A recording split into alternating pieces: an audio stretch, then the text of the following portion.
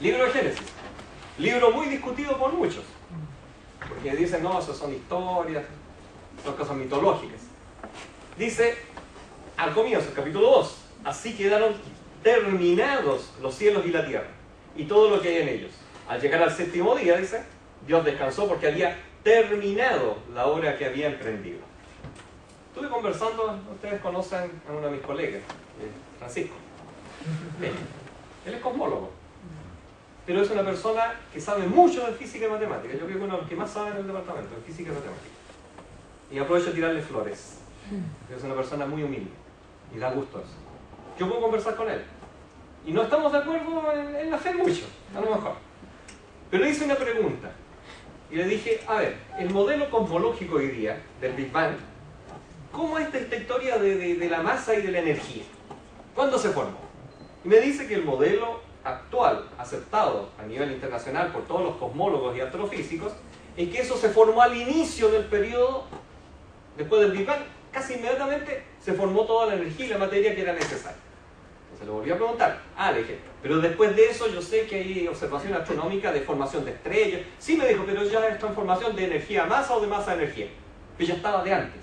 Entonces la pregunta fue, entonces, ¿cuándo se formó toda la masa y la energía? Al comienzo. Y de ahí para acá, constante. Es eso que está ahí. Todo estaba terminado. Ya estaba terminada la creación. Aproximadamente 3.390 años antes de que existiera la historia del Big Bang. Ya que estamos hablando del Big Bang, otra cosa difícil, ¿verdad? El Big Bang, la propuesta del Big Bang. Eso lo hace Friedman en el año 22. Einstein había sacado ya las ecuaciones, pero el que le gusta la historia de la física saben que Einstein tenía problemas porque él tenía una connotación mental media aristotélica en que somos el centro de todo el universo y todo es constante, nada se ha movido, siempre ha sido el universo el mismo, es y será. Tenía esa visión que viene de la filosofía aristotélica. Entonces Einstein forzó sus ecuaciones y las forzó para que el resultado de las ecuaciones no le dieran un universo dinámico, sino estático. Después Friedman no tenía lío, tomó las ecuaciones, las resolvió y dijo, no, venga, cosa, esto es dinámico. Y de ahí nace la historia del Big Bang, de un principio. Recién, fíjese el año, 1922. Antes de eso nunca se habló del Big Bang, nunca. Nunca se habló de que el universo tuvo un principio. Recién en 1922 nace esta historia. Génesis. Más que claro. En el principio se creó Dios los cielos y la tierra. La creación tiene un principio. Hay algunos que interpretan la palabra cielos y tierra del hebreo, es muy delicada esa parte de la interpretación, cielos como espacio y tierra como materia. Lo dejo ahí nomás, yo no soy experto en hebreo, así que yo simplemente voy a los traductores. Pero la idea es que el concepto de principio, y la palabra en hebreo de principio es un principio histórico. Esa es la palabra que se usa en el hebreo ahí. Hubo un principio. ¿Y qué dice el Big Bang? La teoría del Big Bang, hubo un principio. ¿Saben que el más contento cuando sale Friedman diciendo esto fue el Papa en Roma? Lo tomó inmediatamente. Y eso provocó una respuesta de otros, de filósofos, como por ejemplo Karl Marx, que dijo muchas veces que el opio del pueblo era esta fe, el cristianismo, y él nunca aceptó el Big Bang, porque entendía que si aceptaba el Big Bang, estaba aceptando que hubo un principio, y la Biblia decía que hubo un principio. Y porfió, y nunca lo quiso aceptar. 3.520 años antes, la Biblia ya decía que había un principio.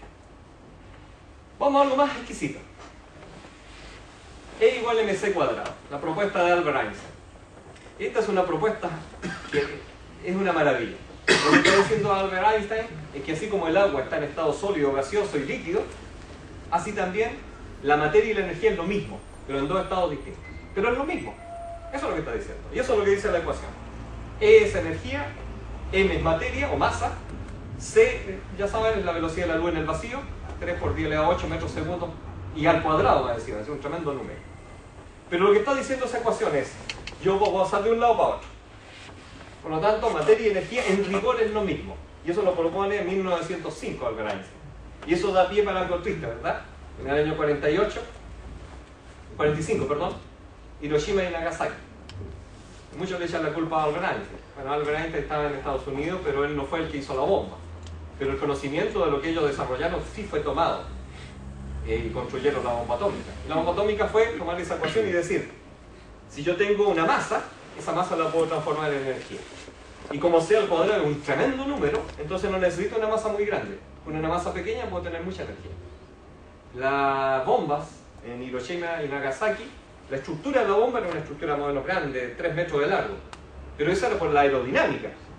Pero la bomba en sí era una masa, de unos par de kilos. Y esa masa se transformó, al multiplicar por un número tan grande, en una energía enorme. Y provocó el caos que todos conocemos. Hoy día se está intentando hacer lo contrario, en los ciclotrones, los aceleradores de partículas en Europa. Dar vuelta por el otro lado. Pero hay un pequeño problemilla. Si ustedes quieren, dice ahora, yo quiero generar, a partir de energía, generar masa, entonces, ya que está multiplicando el c al cuadrado, ya sabes, ¿verdad? Pasa dividiendo. Entonces, el problema que tenemos es que estamos dividiendo con un tremendo número.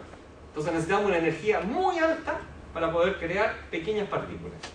Entonces, se está trabajando y se ha podido crear cosas ínfimas a nivel de quarks y otras cosas por el estilo. Pero es cierto, se ha podido hacer el puente al revés. Se puede hacer. Pero para tener mucha masa necesito tremenda energía. Eso se supo en 1905. Constituirse el universo por la palabra de Dios. Y ahora viene un detalle interesante. De modo que lo que se ve en el universo fue hecho de lo que no se veía. ¿Yo veo la materia? Sí, yo veo. ¿Veo la energía? No la veo. No estoy diciendo que Hebreos, la interpretación que estoy dando, sea la verdad absoluta. No lo puedo demostrar eso. Pero es interesante ver esta, comillas, coincidencia. Todo lo que vemos fue hecho de lo que no se veía. ¿Y cuál es la propuesta cosmológica? Nace de la energía. Y de ahí se forman las primeras partículas, electrones, quarks y otras cosas más. Y de ahí comienzan a construir. De la energía viene la materia. Ya lo teníamos 1835 años antes escrito en la Biblia. Además, no solo el Big Bang. A partir del año 22, se sabe que el universo está en expansión. Eso está corroborado, está medido. Y no solo se sabe que está en expansión a una velocidad enorme, sino que se sabe que esa no es con velocidad constante, sino que está acelerado el universo. Entonces, a los que les gusta la física, ¿verdad? La velocidad va en aumento, cada vez más rápido. Y las velocidades son asombrosas, porque no se están separando galaxias unas de otras, sino que las galaxias, según el principio de Einstein, la propuesta de Einstein, están encajadas en el espacio-tiempo. Y es el espacio-tiempo el que se está deformando. Esa es la expansión del universo. Para nosotros, no vemos el espacio-tiempo, lo que vemos son galaxias, estrellas, y los astrónomos van midiendo y se van dando cuenta que el análisis de los espectros de la luz que llega se tiene un corrimiento al rojo. No sé si lo han leído eso, el corrimiento al rojo, que es el efecto Doppler. Y por eso se sabe que se están alejando. Todos se están alejando. Todo está en expansión. ¿Cuándo se supo eso? Bueno, en rigor a partir del año 22, pero no fue en el año 22, fue mucho después. Pero supongamos el año 22. Como la Biblia. En Jeremías, uno de los profetas, dice, habla de Dios. Y extendió los cielos con su sabiduría, no al lote, con sabiduría. Y en Isaías, el otro profeta, dice, habla de Dios, Él extiende los cielos como un toldo y los despliega como carpa para ser habitados. Claramente los cielos se están desplegando, se están expandiendo. Pero es interesante algo. En Jeremías hay un verbo en pasado. Extendió en el pasado. Y es interesante lo que dice abajo, que ahora también se extiende. Y si uno le pregunta a un cosmólogo, un astrofísico, dice, sí, desde el momento que comenzó en la propuesta del Big Bang, el universo comienza su expansión, desde el principio.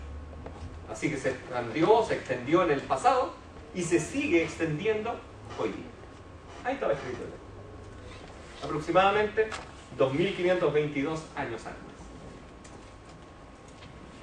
Entonces viene la pregunta.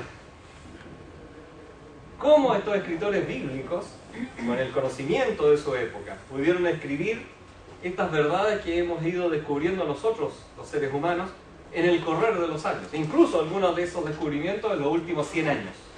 ¿Cómo pudieron saber que hubo un principio en el universo? ¿Cómo pudieron saber, lo que estamos viendo al final, que hay en expansión en este universo? ¿De dónde sacaron